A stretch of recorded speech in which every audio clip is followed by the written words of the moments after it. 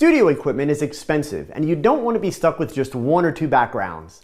Today I'm going to show you how a gray background can be turned into tons of different backgrounds with some real simple lighting techniques. Stay tuned. Hey gang, if I could own only one background, it would have to be gray. With a minimal amount of effort, you can turn a gray background into white or black or pretty much any color that you can imagine. If you keep light off the gray background, it will turn to black. If you add enough light to the gray background, it will turn white. And if you add color gels to your background strobes, you can make that gray background any color you want to.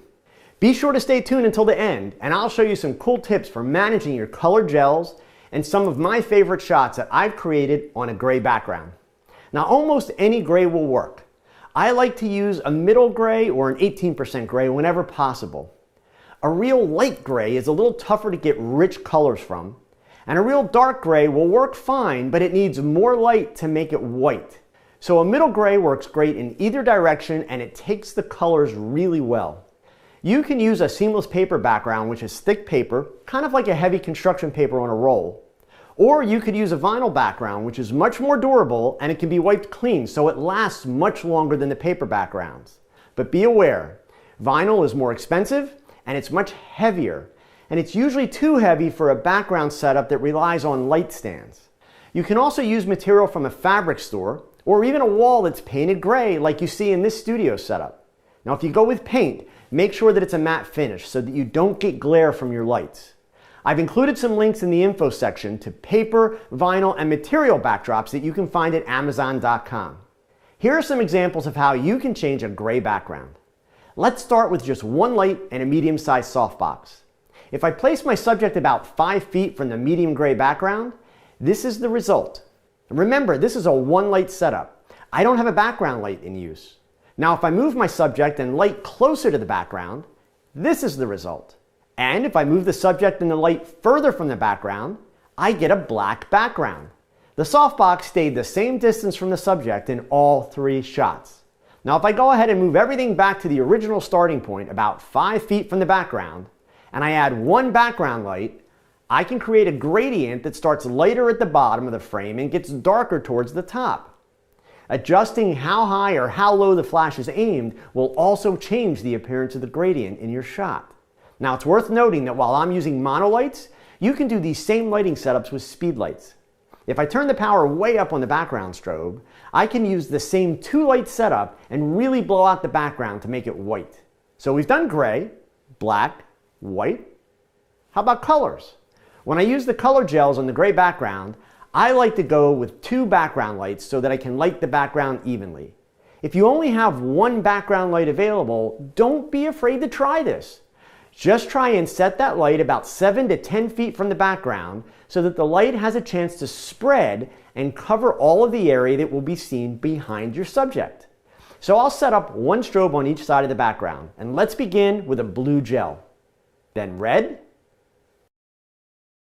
yellow, orange, magenta, green, teal. Do you get the idea? You can even create new colors by mixing different colored gels together. Think back to those first couple of years in school when your teacher taught you how to mix colors with water paints. It's the same concept. If you can't remember back that far, I included a link in the info section to this cool website that allows you to mix different colors to see the results that you'll get. Or you could actually spend some time with your camera and lights and simply experiment and practice. Depending on the strobes that you're using, you can buy custom-sized gels like these that are pre-mounted in frames and slide into a filter holder, or simply purchase 12-inch by 12-inch sheets like these. A little tip, I put Velcro dots on mine and then place the Velcro dots on my strobes to hold the gels. Then to store them, I have a Velcro strip down the side of a cabinet in my studio. For those of you who like a good piece of DIY gear, here is a real cool color gel trick that I picked up from another photographer in my area named Tim Peterman. Tim uses a red solo cup on top of a speed light to create a red gel. You can even do this trick with most monolights. How cool is that? Just goes to show you that great doesn't have to be expensive. So how about some real-world examples of the gray backgrounds? Every one of these shots was made on a gray background. First, we have gray looking gray. Then gray that was left to turn black. Then gray that was lit to be white. And then gray with colored gels. And let's not forget that a gray background looks awesome in black and white. So there you have it. Gray is without a doubt the most versatile background color for shooting headshots and portraits. So if you're working on a limited budget and trying to get the biggest bang for your buck, go with a gray background and some colored gels. And you can give yourself an almost endless number of different color backgrounds to shoot with. So until next time, remember, your next shot is your best shot. So keep learning, keep thinking, and keep shooting. Adios. Thanks for watching. If you find these videos helpful, please give them a thumbs up and subscribe so that you don't miss a single episode. And if you've got a question that you'd like answered, post it in the comments section below. Your question could be my next video.